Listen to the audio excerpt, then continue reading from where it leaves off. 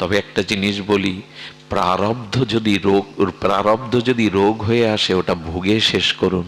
কারণ এই প্রারব্ধটার ভোগের জন্য আবার জন্ম নিতে হবে আপনার। প্রারব্ধ ভগবানও ক্ষয় করে না, প্রারব্ধটা ভোগ দেহায়। এই জন্য দুঃখ কষ্ট এলে ভক্ত মেনে নেয়, আমার প্রারব্ধ ক্ষয় হয়ে যাক। ধূপটা না পড়লে ক্ষয় হবে না, চন্দন কাঠটা না ঘষলে ক্ষয় হবে না, তেমন দুঃখ কষ্ট অভাব জরা ব্যাধি দিয়ে আমার পূর্বের প্রারব্ধ কর্ম ভোগ হয়ে যাক, যাতে আর না আসতে হয় এই জগতে। ভগবান বললেন, মাধব তোমার এই রোগ আমি সারিয়ে দিতে পারি, দেব না, কারণ এই প্রারব্ধটুকু ভুগে গেলে আর তোমাকে আমি জগতে পাঠাবো না। আমার জগতে আমার চিন্ময় লীলাতেই তোমাকে নিয়ে যাব, আর তোমাকে আসতে হবে না। তবে বলছেন রোগ আমি, এই জন্য ভগবান ভক্তদের দুঃখ কষ্ট দিয়েও রাখে কেন জানেন? প্রারব্ধটা ভোগ। তবে ভক্তের দুঃখটা ভগবানের কৃপা মনে করে, ভগবানের করুণা মনে করে। মাধব তখন বলছেন, প্রারব্ধ সারাবে না, মলমূত্র ধুয়ে দিচ্ছ, এটা কি তোমার কলঙ্ক নয়? কি বলেছিল জানেন মাধব? তোমার এই রোগ আমি মনে মনে চেয়েছিলাম, কেন জানো? এই রোগ না এলে তোমাকে সেবার সুযোগ আমি পেতাম না হাতে করে তোমাকে। আমারও তো মন চাই ভক্তকে সেবা করতে, আমারও তো মন চাই আমার প্রিয় ভক্তকে সেবা করতে। এই সুযোগটাই আমি পেয়েছি। এই হলো ভক্ত ভগবানের লীলা কথা। ভক্ত ভগবান ছাড়া থাকতে ভালোবাসেন না সুধীজন। ভক্তই তো ভগবানের প্রাণ, ভক্তই তো ভগবানের হৃদয়। এই জন্য দয়া করে, জীবনের সময় আমাদের খুব সংকীর্ণ হয়ে আসছে, রোগ শোক জরাব্যাধি মৃত্যু এসে একটা জিনিস বলি কি, মৃত্যুর অপেক্ষা করবেন না, এটি বলেই আমি পাঠ বিশ্রাম রাখছি। মৃত্যু আমাদের প্রতিদিন হয়, মৃত্যু আমাদের প্রতিদিন হয়, জন্মও আমাদের প্রতিদিন হয়। কথাটা খুব খেয়াল করে শুনুন। কি বললাম আমরা?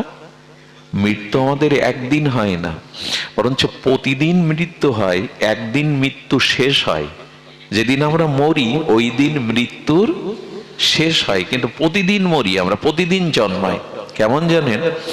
একটি হলো ক্ষুদ্র মৃত্যু, আর একটি হলো বৃহৎ মৃত্যু। ক্ষুদ্র মৃত্যু প্রতিদিন হয় কেন জানেন?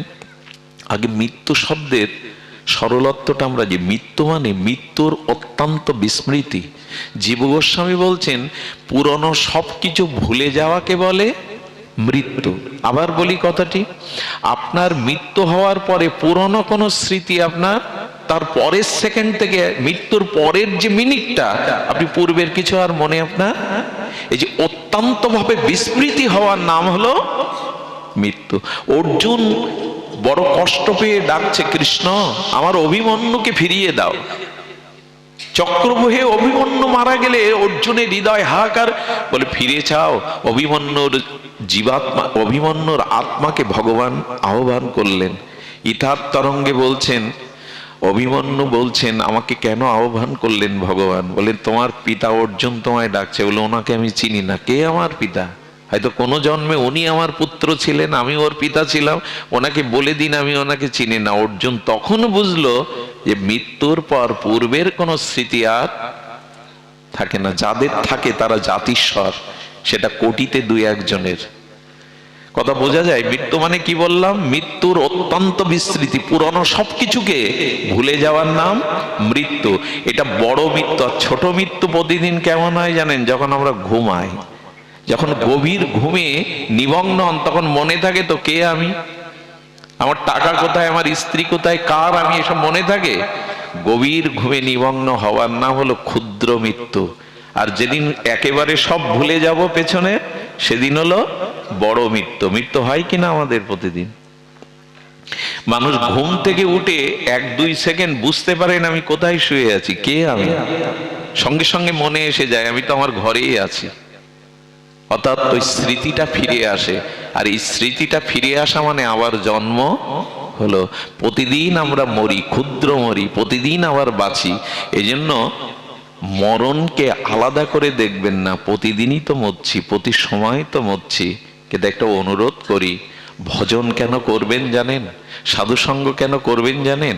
কারণ মৃত্যুর সময় যাতে ভগবানকে অন্তত স্মরণ হয়, তার নামটা অন্তত স্মরণ হয়, এটা হলে আপনি পার পেয়ে গেলেন। আর আপনাকে এই জন্ম মৃত্যু অভিশাপ চক্রে আসতে হবে না, যদি মৃত্যুর সময় একটু ভগবানকেই স্মরণ করতে পারেন।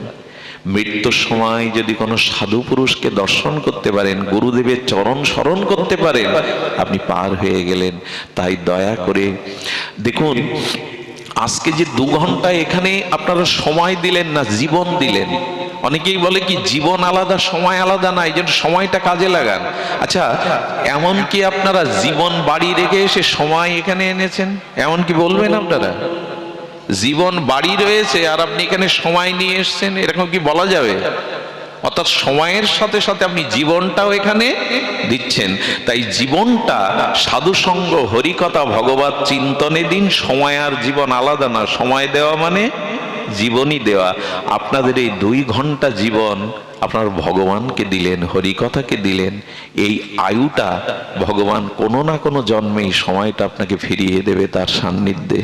যে আমার লীলা কথায় সময় ব্যয় করে, ওই সময়টা আমি তাকে আবার কোনো জন্মে আমার সান্নিধ্যে ফিরিয়ে দিই।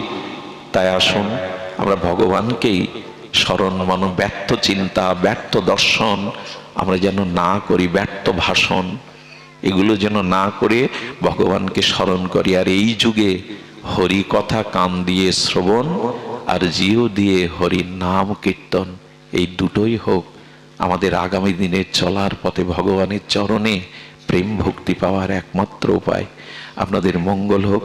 আমাদের মনতোষদা, মরুদা তারা এই অনুষ্ঠানের কথা বলেছিল, কিন্তু আপনারা যে এভাবে একটা অনুষ্ঠানের আয়োজন করেছেন, এটি আমি দেখেও আমার হৃদয়ে পরমানন্দ নিয়ে ফিরে যাচ্ছি।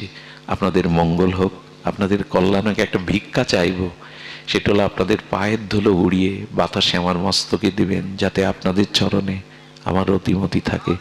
জয় হোক আজকের অনুষ্ঠানের, জয় হোক আজকের ভাগবতের।